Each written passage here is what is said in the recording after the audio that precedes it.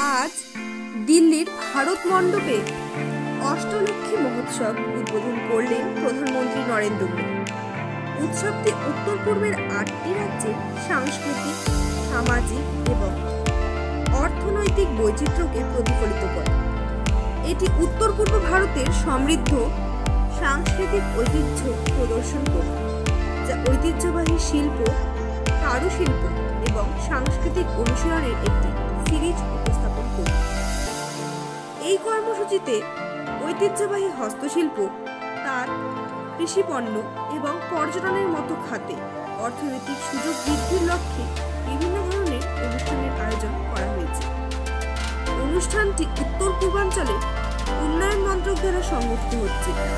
CPSE, north east হস্তশিল্প এবং তাঁত উন্নয়ন কর্পোরেশন লিমিটেড NEHDC এর মাধ্যমে পরিচালিত।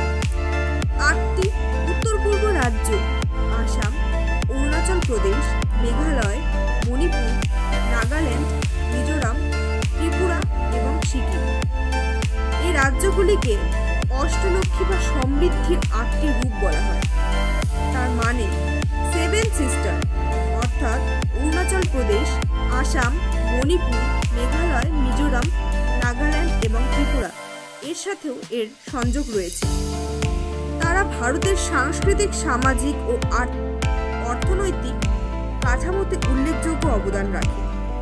অষ্টলক্ষ্মী মহোৎসব হল এই অঞ্চলের অগ্রগতি প্রদর্শন, এর সাংস্কৃতিক সম্পদ উদযাপন এবং ভবিষ্যতের উন্নয়নের জন্য নতুন বিনিয়োগের আমন্ত্রণ জানাতে একটি গুরুত্বপূর্ণ অনুষ্ঠান।